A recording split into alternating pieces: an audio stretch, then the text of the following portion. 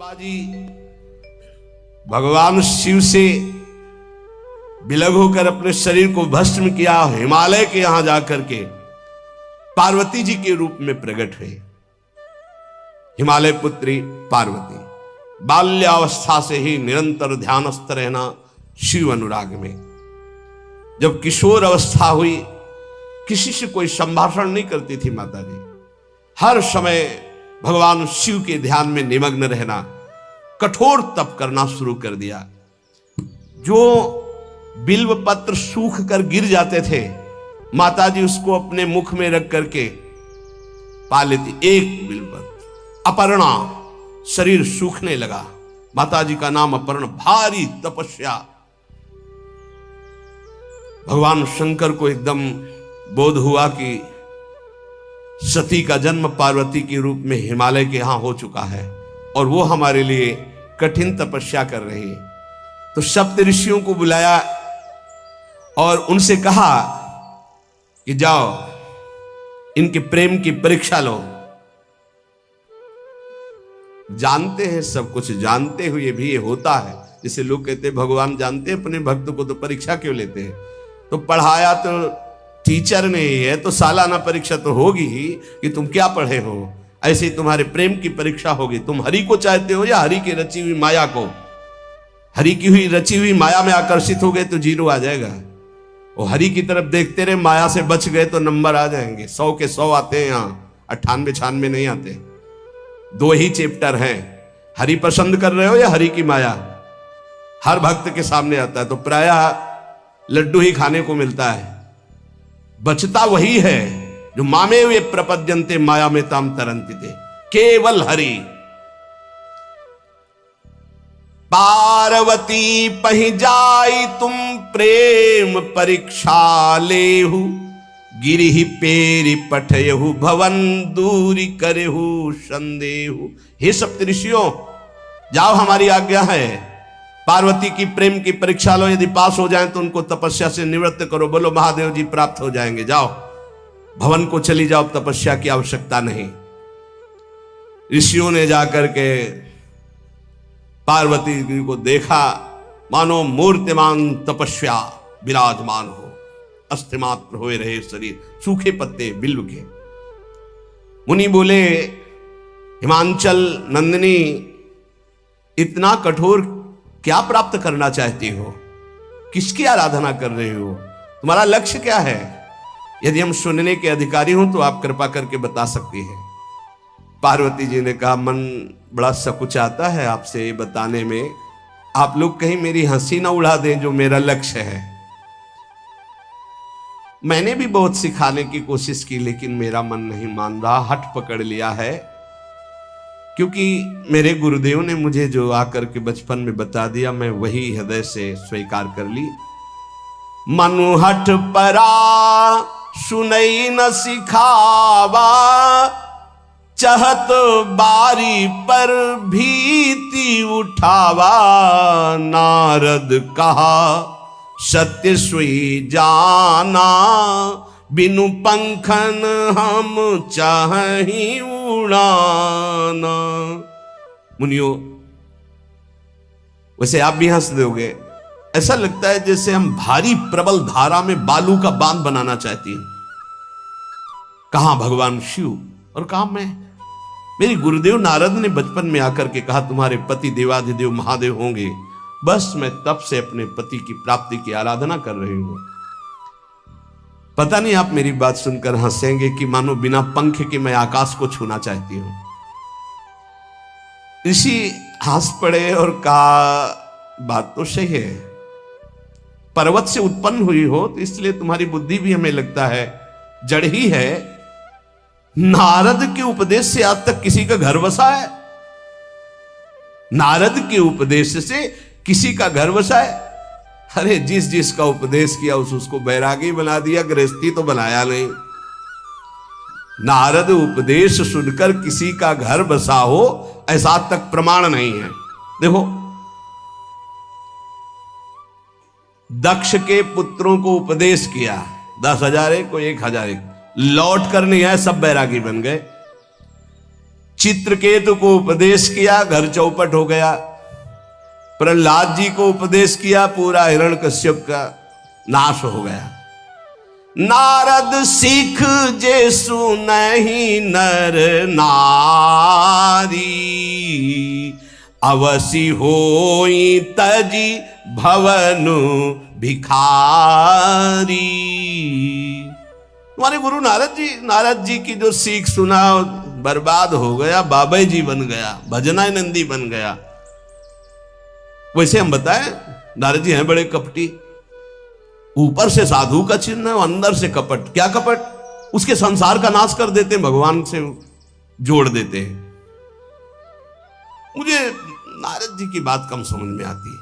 ये उल्टा बोल रहे ऋषि परीक्षा के लिए, गुरु निष्ठा हटाने के लिए, समझ रहे हो?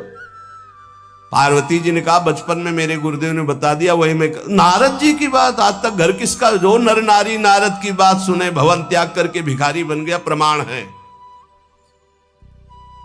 उनके वचनों पर तुम विश्वास मान रही हो। महादेव जी को पति निर्गुण नीलाज कुबेश कपाली, अकुल अगेह दिगंबर ब्याली। नारद जी ने तुम्हें भगवान शिव को पति बिल्कुल निर्गुण समझो। निर्गुण को बता, दूसरा भी अर्थ होता है और एक अर्थ होता है कि कोई गुण नहीं। नीलाज, नंगे धड़ंगे घूमते कभी कभी। दिगंबर, कोई लज्जा नहीं। कुबेश, भाई सुंदर मुकुट लगाए हो, पोशाक पहने हो, नहीं, चिता की भस्म लगाए, मुंडों की माला पहने, बहुत बाघंबर डाल लिया, ये कुबेश है। कपाली, मनुष्य के मुंडों की माला। अकुल, आज तक कोई पता नहीं लगा कि किस कुल के हैं महादेव जी, क्योंकि सब कुलों के मूल है, मूल का मूल वही है, उनके मूल कोई है नहीं।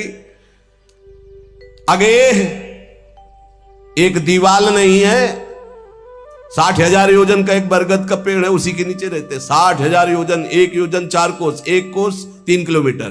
कितना बड़ा वटवृक्ष? कैलाश में एक वटवृक्ष जिसके नीचे रहते 60,000 योजन का। 6 ऋतुएं शोभा देती उसी वटवृक्ष के।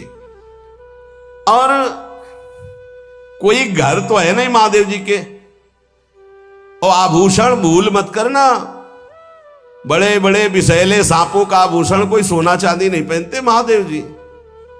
हमें लगता है ऐसा दूल्हा के लिए ऐसा तप। नारद जी ने ठग लिया तुम्हें, पागल बना दिया तुम्हें। देवाधिदेव महादेव के सुनो, इन्हीं ने शिक्षा दी थी सती को। ऐसे बौरे पति मिले, आग में जाके शरीर भस्म करना पड़ा। इसलिए हम तुम्हें बता रहे हैं कि बहुत सुंदर दूल्हा हम देख के आए हैं। हम जान गए थे कि तुम तपस्या कर रही हो। हरि का नाम सुना? बैकुंठ में रहते हैं, बहुत सुंदर हरि है। यदि उनका आप वर्ण कर ले तो सुखी हो जाएंगे। बैकुंठ राजधानी, अब आभूषण उनके क्या कहना, पार्षद सही। ऐसे शिव जो चिता की राख लगाते हैं, सांपों की माला पहनते हैं, मुंडों की माला, सांप का जनेऊ, बाघंबर, हमें तो पसंद नहीं आए। और हमारी बात मान लो, ऐसे के पास स्त्रियां टिक नहीं सकती जिनके घर नहीं, आभूषण नहीं, धन नहीं, कोई भोग सामग्री नहीं, उदासीन, उनको किसी से मतलब नहीं। तो सुनो, हमारा विचार स्वीकार कर लो। अति सुंदर सुचि सुखद सुशीला, गावहि वेद जासु जस लीला, असबर तुम्हि मिलावब आनी। बहुत सुंदर त्रिभुवनपति, बड़े सुशील गुणवान, जिनका यश वेद गाते गाते अघाते नहीं है, कोई दोष नहीं, सद्गुणों के समुद्र, लक्ष्मीपति, वैकुंठाधिपति। तुम्हें कुछ नहीं करना, हां बोलो, वो आएंगे, गरुड़ पे बैठाल के ले जाएंगे। तपस्या करने की जरूरत नहीं। एक बात तुम्हें बता दूं सप्तऋषियों, जिसे अपने गुरुदेव के वचनों पर विश्वास नहीं, गुरुदेव का भरोसा नहीं, उसे कभी कोई सुख और सिद्धि कदा प्राप्त ही नहीं हो सकती। महादेव वो गुण भवन विष्णु सकल गुण धाम, जय कर मनुरम जाहि सन ते ही सन काम। आपने बताया कि महादेव में कोई गुण नहीं है और विष्णु समस्त सद्गुणों के धाम है। मैं मानती हूं, लेकिन मेरा मन महादेव जी से रम गया है। अब तो केवल महादेव जी, ये इष्ट निष्ठा होनी चाहिए। अब तो हमारा जन्म आराध्य देव के लिए, अब कौन गुण दोष का चिंतन करे। जन्म कोटि लग रगर हमारी, बरऊ शंभुनता रहूं कुमारी। करोड़ जन्म लूंगी, अगर इस जन्म में महादेव जी ने मिले तो करोड़ जन्म लूंगी, हर जन्म तप करूंगी, पर हमारे प्रीतम होंगे महादेव, पति होंगे महादेव। तजऊ न नारद कर उपदेशु, आपु कहीं सत बार महेशु। हजार बार आकर के, सैकड़ों बार आकर महादेव जी भी कहें कि अपने गुरुदेव के वचन छोड़ दो, तो मैं अपने गुरुदेव के वचनों का त्याग करने वाली नहीं। आप जा सकते हैं, बहुत जगत में कुंवारी कन्याएं और कुंवारे वर हैं, उनका ब्याह करा दीजिए। मेरी तो केवल एक ही बात रहेगी, हर जन्म महादेव जी के लिए। समस्त सप्तऋषियों ने साष्टांग दंडवत की और कहा, जगदम्बा आप नित्य शिव की अर्धांगिनी, भगवान शिव ने ही मुझे भेजा था आपकी परीक्षा के लिए। जाओ, भगवान शिव सब जान रहे हैं, ब्याह पक्का, अब आपको तप करने की जरूरत नहीं है। तुम माया भगवान शिव, सकल जगत पितुमात, नाई चरण सिर मुनि चले, पुनि पुनि हर्षत गात। प्रणाम करके सप्तऋषि गए, हिमांचल से कहा सादर अपनी कन्या को लिवा लाओ और ब्याह की तैयारियां शुरू करो। महादेव जी ब्याह के लिए पहले से ही राजी हैं और समस्त देवता ब्रह्मा जी आदि उनके पास जा रहे हैं प्रार्थना करने के लिए।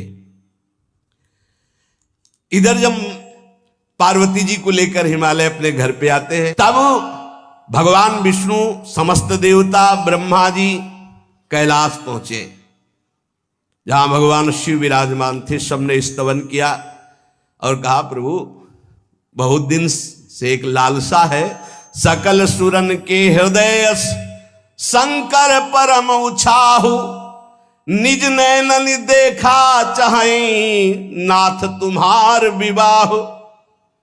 भगवान विष्णु, ब्रह्मा जी, समस्त देवताओं ने कहा, प्रभु हम सबके मन में एक उत्साह है, आप दूल्हा हो, हम सब बराती हो, आपका विवाह देखना चाहते हैं। प्रभु ये उत्सव देख ले तो हमारा जीवन सार्थक हो गया, आप हां बोलो। कामदेव के मद को चूर करने वाले आपको दूल्हा रूप में देखना चाहते हैं हम सब। स्वामी का स्वभाव होता है सेवक को सुख देना। पार्वती जी ने अपार तप किया है आपके लिए, आप उनको अंगीकार कीजिए। भगवान विष्णु, ब्रह्मा जी की प्रार्थना सुन करके भगवान शिव जी ने कहा, तथास्तु, ठीक है ब्याह पक्का। ब्रह्मा जी ने लगन रची, सप्तऋषियों को बुलाया और कहा, ब्याह दोनों तरफ, ये लड़की पक्ष की लगन, ये वर पक्ष की लगन। ब्याह तय हो गया, दिन नक्षत्र घड़ी, नगाड़े बजने लगे, देवताओं के लिए सुमन वृष्टि हुई। ब्रह्मा जी ने सबको बुलाया, हिमालय ने सबको निमंत्रण दिया, बड़े बड़े पर्वत भेंट लेके आ रहे हैं, बड़े बड़े रसनिधि समुद्र भेंट लेकर के आ रहे हैं। वहां भोजन पान के लिए हिमालय के पास कोई कमी थोड़ी थी, रस की नदियां बह रही थी, विविध प्रकार के रस, विविध प्रकार के फल, विविध प्रकार के भोग वहां सब व्यवस्थित किए जा रहे हैं। ब्रह्मा जी ने कहा, देखो सबसे पहले नारायण की समाज रहेगी, दूल्हे की नहीं रहेगी, नहीं तो गाली ही पड़ेगी। हिमालय के यहां प्रवेश पाने के लिए बरातियों में सबसे पहले नारायण, फिर देवराज इंद्र का परिकर, वायु देवता, अग्नि देवता, सबसे पीछे दूल्हा की बारात। बात तय हो गई। ऐसे ऐसे सब लगे संवारन सकल सुर, वाहन विविध विमान, हो ही सगुन मंगल सुबद, करहीं अप्सरा गान। सब अपने अपने वैभव संपन्न सब तैयार हो रहे हैं। बोले महाराज दूल्हे को तैयार किया जाए। दूल्हे की तैयारी हो रही भाई, चिता की भस्म, चिता की भस्म, जैसे पाउडर ले गए, पहले चिता की भस्म लगाई गई। अब जटाएं बांधी गई। जटा से त्रिभुवन का विनाश जब करना होता, जटा खोलकर जब तांडव करते तो कोई नहीं बचता। जटाकटा संभ्रमं भ्रमण निलंप निर्झरी, विलोलवी चिवल्लरी विराजमान मूर्धनि, धगत धगत धगत जो ललाट पट्ट पावके। तीसरा नेत्र मानो विश्व का विनाश करने के लिए उसे पटबंद किए हुए विशाल जटाएं। जटा का तो मुकुट सवार आ गया। अब जटा बंधे का ऐसे सांप, ये मुकुट सांप, और कुंडल करिया और भूरी भी थी। हाँ, सोने चांदी के लिए डंक मार दे तो बेहोश हो जाओ ऐसे। पहिरे ब्याला, बाजूबंद छोटे फण वाले, है कोई पनिहा, कोई दुमहा ऐसे, और ऐसे जनेऊ वासुकी नाग, गले के माला भगवान का विभूत, ऐसा स्वरूप है। और शेर की छाल नीचे, शशि ललाट, द्वितीया का चंद्रमा, शशि ललाट, ये मुकुट द्वितीय का चंद्रमा, सुंदर सिर गंगा, भगवती गंगा फवारे ले उठते जटा के बीच से गंगा जी। नयन तीन, माथे वाला बंद है, दो खुले हैं। उपवीत भुजंगा, जनेऊ वासुकी नाग, गरल कंठ, नीलकंठ विष यहां रोके हुए, और मुंडों की माला, हाथ में त्रिशूल, डमरू बंधा हुआ, नंदिकेश्वर पे सवार। बोले ऐसे दूल्हा के लिए दुल्हन तो त्रिभुवन में नहीं मिलेगी, ऐसा दुल्हन का मिलेगी। अच्छा, दूल्हा सज गया। ब्रह्मा जी ने देखा, बोले महाराज आगे आपकी सवारी। नारायण भगवान उनके चतुर्भुज पार्षद, शोभा सुगंध सौरभ, आगे गरुड़ पे सवार, पीछे हंस पे सवार ब्रह्मा जी अपना परिकर, देवराज इंद्र,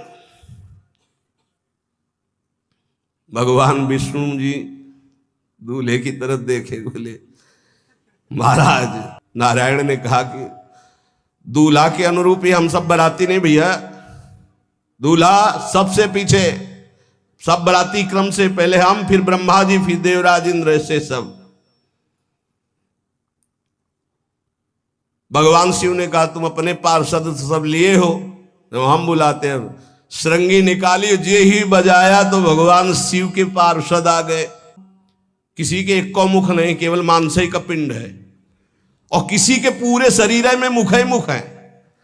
किसी के एक भी हाथ पैर नहीं है, लुढ़कता चल रहा है, और किसी के बहुत से हाथ पैर हैं। किसी के नेत्र नहीं है, किसी के बहुत नेत्र हैं, बड़ा विचित्र। किसी के हड्डी हड्डी है, तो कोई बहुत मोटा है, कोई बहुत पतला है। तनखीन को अति पीन, पावन को अपावन, गति धरे भूषण कराल, कपाल कर सब सद्य सोनित तन भरे। खरस्वान सुअर सुकाल, मुख गन भेष अगणित को गने, बहुजिनस प्रेत पिशाच जोगी, जमात वर्णत नहीं बने। पिशाचिनी खून लपेटे नाच रहे, भगवान शिव का विवाह। और भूत और किसी के सुअर के मुंह, किसी के कुत्ता के मुंह, किसी के गधा के मुंह, बड़ा विचित्र भेष भगवान के शिव के पास। नाचहि गावै गीत, कौन अप्सरा गंधर्व नहीं, परम तरंगी भूत हो, ऐसे बच रहा है। ये गाल हो रहा, हड्डी हड्डी है भूत की। भगवान शिव के सामने नाच रहा है, गा रहा, कैसा शोभा होगी। खून लपेटे पिशाचनी, अगिया बैताल, रोड लाइट, अगिया बैताल, भगवान शिव की बारात, भूत प्रेत बड़े मौजियल, स्वामी का विवाह हो रहा है, खूब छिड़क कर नाच रहे, देख ले तो मूर्छा आ जाए। अब बनी है बारात, बहुत हृदय में आनंद है, उत्साह है। नगर की बालक बालिकाओं नौबधुओं को ऐसे देख रहे, दूल्हा कौन है ऊपर से चले। जब सब निकल गए तो बहुत हृदय में आनंद था कि अब दूल्हा के दर्शन होंगे।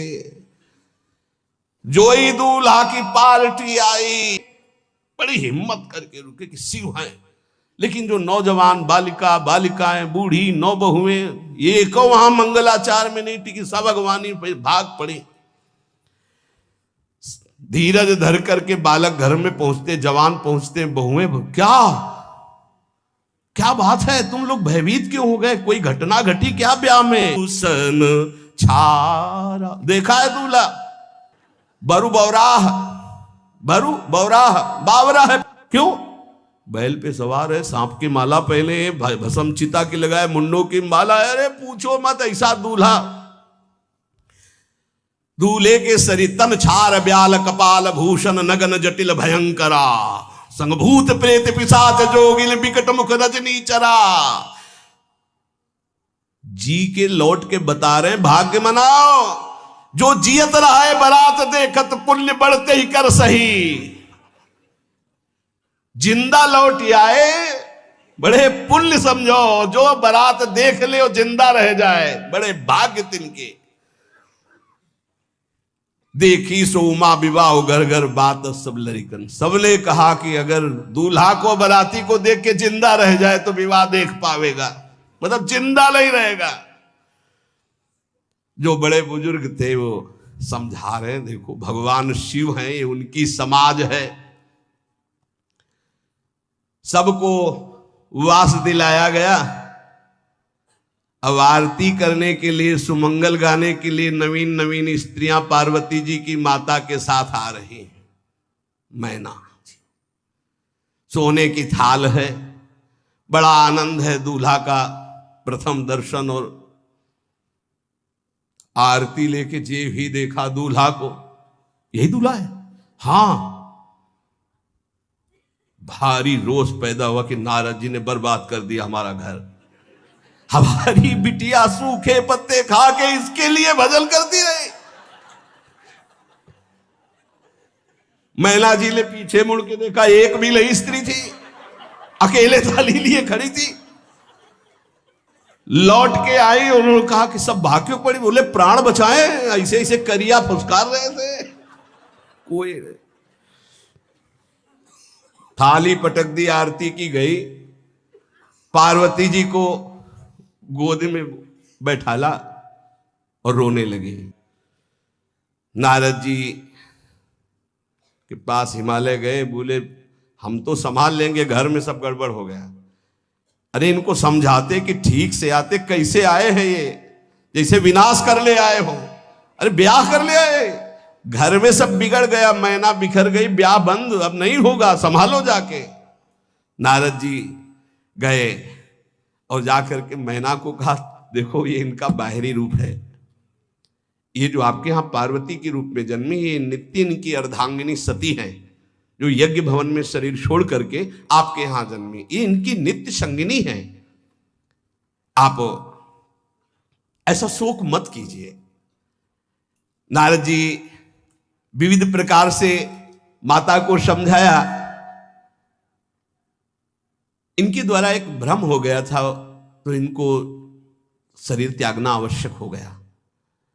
जब भगवान श्री राम सिया जी के लिए हे खग हे मृग हे मधुकर श्रेणी तुम देखी सीता मृग नैनी ऐसा पुकार रहे, तो भगवान शिव ने प्रणाम किया और सती जी के मन में संशय हुआ। सती जी ने सीता वेश धारण किया। जब भगवान शिव ने जाना तो उसी समय त्याग कर दिया था कि अर्धांगिनी रूप में अब कभी स्वीकार नहीं कर, क्योंकि पूज्य माता का रूप आपने धारण किया। तो मूल बात ये थी, इसीलिए योगाग्नि में जाकर शरीर को भस्म कर दिया और आपके यहाँ पार्वती जी के रूप में जन्मी है। जब नारद जी ने बताया कि आप बिल्कुल धैर्य रखिए, भगवान शिव का वैभव आपने देखा नहीं, ये इनका बाहरी रूप है, समझाया मैना को तसल्ली के, बोले अभी दूल्हा रूप आपको दिखाते हैं, आप चुप रहिए। तब मैना के हृदय में कुछ शांति हुई। जितने गांव के नगर के सब लोग थे सबको सूचना पहुंची, डरो मत, भगवान शिव है, ये लीला कर रहे हैं। अभी नारद जी गए और बोले विवाह करना है कि नहीं करना, शंकर जी से कहा, बोले आए इसीलिए, बोले ये सब बंद करो आप, ये रूप से विवाह होता है, वह हमारी सारी जो बिचौलिया में पिट रहे हैं हम, उधर जाओ तो उधर, ये रूप हटाओ।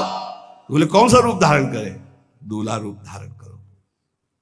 भगवान शिव ने जे भी, बहुत सुंदर शिव है, कर्पूर गौरम जैसे चिदानंद, 16 वर्ष की अवस्था, हाथ में दर्पण और अद्भुत मुकुट धारण किए हुए, जटाएं ढकी हुई, गौर वर्ण, वो सुंदर रूप जो देखे सो मोहित हो जाए। ध्याये नित्यम महेशम रजति किरणिभम चारु चंद्रावतंसम। कैसा सौंदर्य रूप महादेव जी का। चलो अब जो जेवनार के लिए सब शुभ नववधुएं सब मैना जी को बुलाया, देखो दूल्हा आ रहे हैं, एक एक कदम ऐसे चल रहे, संभाल संभाल के जैसे चलना सीख रहे हो। तांडव करने वाले चरण है, पर नारद जी ने को अब नहीं, नव किशोर अवस्था, हाथ में दर्पण, वो सुंदर रूप भगवान शिव का, एक एक कदम बारात में जो देखे सो मोहित। मैना ने कहा हो अहो भाग्य, ऐसे दूल्हा, बोले वही हैं जो नंदी पे सवार थे, इनके स्वरूप को जानना बड़ा कठिन है। अब जो सुंदर जेवनार हुई बरातियों के साथ भगवान शंकर की बड़े मधुर गीत गाए जा रहे हैं। मुनियों ने फिर हिमवान को लगन पत्रिका सुनाई। विवाह का ठीक समय देख करके समस्त देवता और वेद स्वयं मूर्तिमान होकर वेद उच्चारण कर रहे हैं। भगवान शिव का पाणी ग्रहण संस्कार हो रहा है। पार्वती जी जब श्रृंगार करके सभा में आई ब्याह मंडप पे, तो कोई ऐसा नहीं था जो देखकर मोहित ना हो गया हो। त्रिपुर सुंदरी अंबा है, लेकिन सब ने उनके श्री चरणों में सर झुकाया, क्योंकि जगदात्मा महेश पुरारी, जगदम्बिका जानि भव भामा, सुरन मनन मन कीन प्रणाम। ऐसा सुंदर रूप अंबा जी का त्रिपुर सुंदरी है। जब वो दुल्हन रूप में पधारी, कोई भी ऐसा नहीं था जो एक बार देखकर मोहित न हो। भगवान शिव और माता पार्वती जी आज भी अब भी कैलाश में विराजमान है। हर गिरजा विहार नित नयऊ, यही विधि विपुल काल चली गए हो। भगवान शिव और पार्वती का जो मंगल में विवाह सुनेगा, भगवान के चरणों में प्रीति, समस्त पापों का नाश होकर हृदय की निर्मलता, हरिहर में प्रीति निश्चित प्राप्त होती है। क्योंकि ये परम वैष्णवाचार, परम बोध संपन्न जगत गुरु भगवान शिव की लीला हृदय के अहंकार को मिटाती है।